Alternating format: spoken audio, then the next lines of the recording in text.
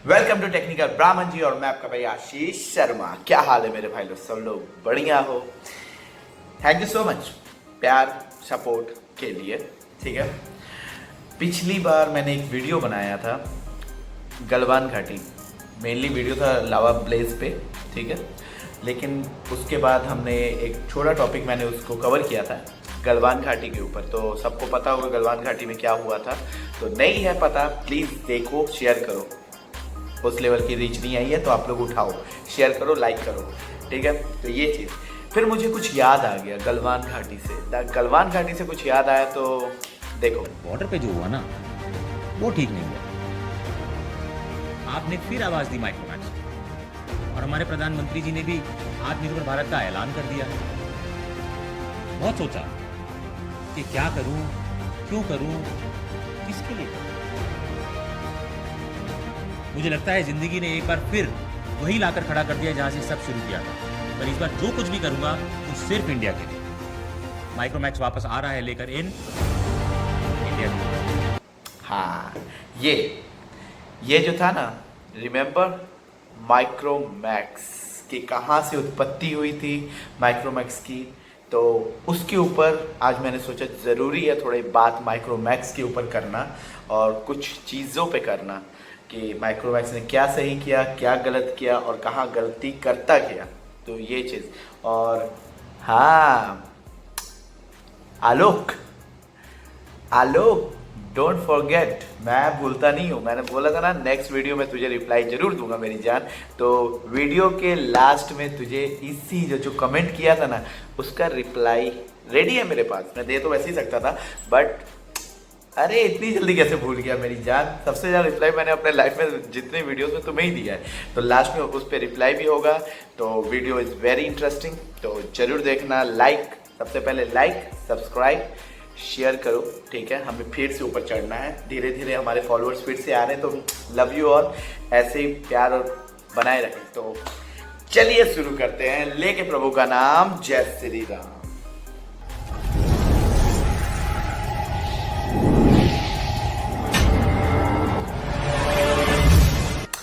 हाँ जी, सबसे पहली बात, सब्सक्राइब कर लिया? नहीं क्या? अरे जल्दी करो, यहाँ पे जो मज़ा आता है ना आप फील करोगे। तो लाइक, सब्सक्राइब, शेयर। सबसे पहली बात जो है, गलवान घाटी का जब हादसा हुआ था, चाइना और इंडिया की मुठभेड़ हुई थी और इंडिया के थोड़े से डेट हमारे सोल्जर्स वीर गति को प्राप्त हुए थे, तो हमारे माइक्रोमैक्स ने एंट्री मारी थी नए फ़ोन के साथ, और ये कहते हुए एंट्री मारी थी कि अब बहुत हुआ, चीनी कम करेंगे। तो is like a little bit sentiments, use the sentiments, इसमें कोई दो राय नहीं है। मैं भी वहीं से आया हूँ। एक्चुअली यदि माइक्रोमैक्स ना आता तो मैं भी यूट्यूब में कभी भी वीडियो नहीं बनाता और मुझे इतनी बड़ी फैमिली और इतना प्यार आप लोगों का कभी नहीं मिलता। तो thank you Micromax for that. But जो गलतियाँ हैं वो गलतियाँ हैं, तो आज उसी पे बात करें। सबसे पहली चीज़, माइक्रोमैक्स ने नो डाउट, यदि कोई ये बोलता है कि माइक्रोमैक्स के फ़ोन अच्छे नहीं थे तो इसमें एकदम गलत बात है। माइक्रोमैक्स के फ़ोन वैल्यू फॉर मनी हैं। जिस रेंज में निकाला गया है और जिस प्राइस के साथ, सेगमेंट के साथ उन्होंने फीचर्स दिए हैं, note 1, note 2, Micromax in 1, 2C, 2B, that's a great. ठीक है, फीचर्स में कोई प्रॉब्लम नहीं है, सब कुछ अच्छा था। प्रॉब्लम कहाँ आई है? प्रॉब्लम आई है, जो सबसे बड़ी प्रॉब्लम है मेरे को जहाँ तक दिखती है और मैंने पर्सनली फील भी किया था, मैंने वीडियो भी बनाई थी उसके ऊपर, कस्टमर केयर, सर्विस सेंटर। सबसे पहली बात, कस्टमर केयर सही से रिप्लाई नहीं देता है। एंड द सेकंड थिंग, यदि आप सर्विस सेंटर पहुंच जाते हो तो आपको परफेक्ट सर्विस नहीं मिलती है। उसका सबसे बड़ा रीज़न यह है क्योंकि माइक्रोमैक्स ने सिर्फ फ़ोन बना के मार्केट में उतारा, उसके बाद उस पर ध्यान ही नहीं दिया। That's a big problem. जो सबसे बड़ी प्रॉब्लम मुझे दिखती है कि उन्होंने एक प्रोडक्ट उतार के उसको संभालना होता है, 1, 2 साल, 3 साल उस प्रोडक्ट को बंदा चलाता है। इंडिया में चीज़ें रिसाइकल होती हैं, रीयूज होती हैं कंटिन्यू बेस पे। बाप चलाता है, बेटा चलाता है, बेटे का भाई चलाता है, फिर बहन चलाती है, ऐसे चलती जाती पीढ़ी दर पीढ़ी। तो आपको वो सर्विस देनी पड़ती है। बट माइक्रोमैक्स का सर्विस सेंटर लिटरली बहुत ही बुरा। उसमें सर्विस सेंटर की प्रॉब्लम नहीं, क्योंकि माइक्रोमैक्स पीछे से माल ही नहीं बेचता था। ठीक है, एसेसरीज नहीं है, डिस्प्ले नहीं है, बैटरीज नहीं है। मैंने खुद, मेरे बैटरी इशू हो गया तो मुझे बैटरी नहीं मिली, सबको पता है ये बात। मैंने बताया भी था। तो ये एक सबसे बड़ी मुझे ज़्यादा प्रॉब्लम दिखती है माइक्रोमैक्स के अंदर। तो ये चीज़ पे आपको क्या दिखता है वो जरूर कमेंट करके बताना कि आपको सबसे बड़ी प्रॉब्लम क्या हुई थी। दूसरी जो सबसे बड़ी प्रॉब्लम है, अपडेट नहीं आते थे, बहुत लंबा टाइम के बाद अपडेट नहीं आ रहे। ऐसा नहीं होता है ना, आप यदि एक फ़ोन दे रहे हो तो उसमें कंटिन्यू बेस पे अपडेट दो, सिक्योरिटी अपडेट्स दो, ठीक है। कोई अपडेट नहीं आया। तीसरा, माइक्रोमैक्स के लास्ट टाइम से ट्विटर चेक कर लो, यूट्यूब चेक कर लो, नहीं है, कुछ भी नहीं है। मतलब एक टेक कंपनी अपना मोबाइल प्रोडक्ट मार्केट में उतार रही है और उसके बाद शांत बैठी है, उसके बाद कंटिन्यू बस पे हैप्पी दिवाली, हैप्पी भाई दूज ये कर रही है। अपने वीडियोस लॉन्च करके आप जस्ट एक वीडियो बना रहे हो और कुछ नहीं कर रहे हो सर, आप वहाँ से भी रेवेन्यू ले रहे हो, दैट्स इट।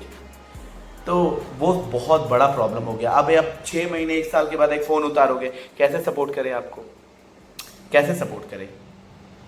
आज भी मेरे पास माइक्रोमैक्स इन 1 मेरे पास पड़ा है, बैटरी फूल गई है, क्या करूं, कैसे यूज़ करूं, नहीं कर सकता हूं ना।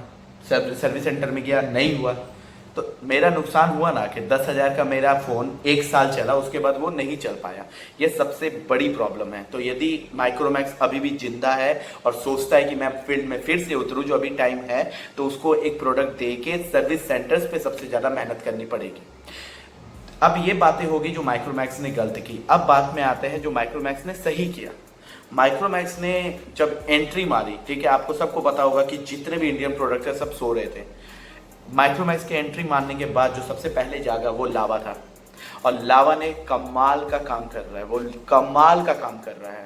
कंटिन्यू बेस पे फ़ोन लॉन्च हो रहा है, कंटिन्यू बेस पे वो सिक्योरिटी पैचेस दे रहा है, कंटिन्यू बेस पे अपडेट्स आ रहे हैं, और सबसे बड़ी चीज़ जो अभी तक कोई भी कंपनी नहीं कर रही है, होम सर्विस दे रहा है। आपको सर्विस सेंटर जाने की ज़रूरत ही नहीं है। तो ये बहुत ज़बरदस्त काम कर रहा है और इसका फ्यूचर बहुत ब्राइट है। लावा यदि ऐसा ही करता रहा तो नो डाउट वो इंडिया में बड़े बड़े ब्रांड्स को धूल चटाएगा और हम फुल सपोर्ट करेंगे इसमें। लेकिन माइक्रोमैक्स का क्या, बट एक काम अच्छा किया कि माइक्रोमैक्स ने लावा के अंदर का ज़मीर जगाया और लावा लिटरली बेस पे कमाल का काम कर रहा है।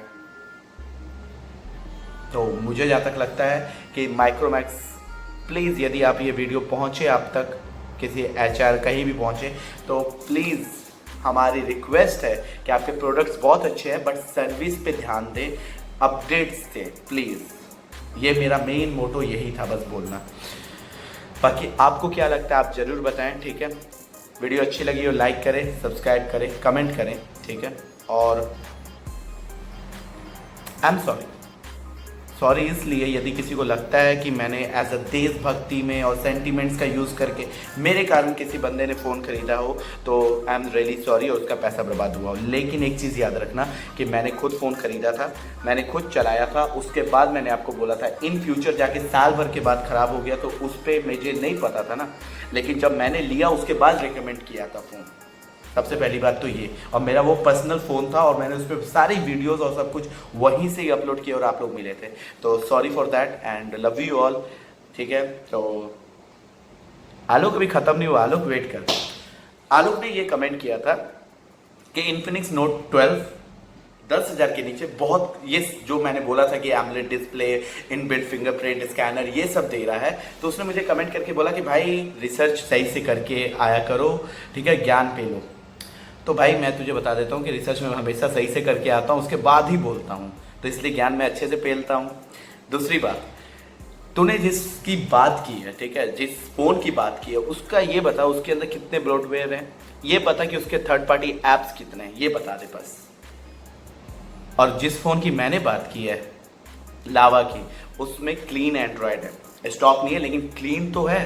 कितने उसमें थर्ड पार्टी ऐप्स है, अब मैं जिनको नहीं पता उनको समझा देता हूँ कि जो थर्ड पार्टी ऐप्स होते हैं और ब्लोटवेयर होते हैं, उसके लिए कंपनीज को पे किया जाता है उस फ़ोन में उस ऐप्स को इनबिल्ट करने के लिए। तो कंपनी का जो लागत होता है, जो खर्चा होता है फ़ोन बनाने में, वो उस ऐप से आ जाता है और काफ़ी हद तक इनका लागत वहाँ से निकल आता है।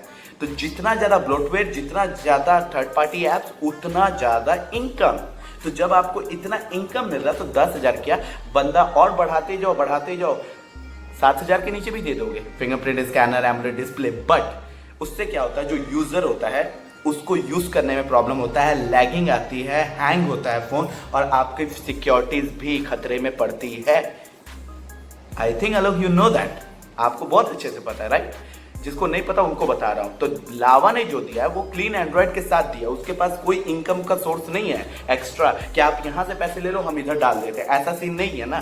तो सिंपल सी बात है, आपको कैसे लग सकता है और आप ये सोच भी कैसे सकते हो कि लावा आपको पास करेगा कि एमोलेड डिस्प्ले दे। दूसरा, जो पहला रीजन ये दिया, दूसरा रीजन मैंने ये बोला था कि एमोलेड डिस्प्ले, उसका प्रोसेसर जिस बंदे ने ये बोला था, उसने बोला था इसमें प्रोसेसर G838 होगा, ये बोला था ना, G37 सॉरी, G37 होगा,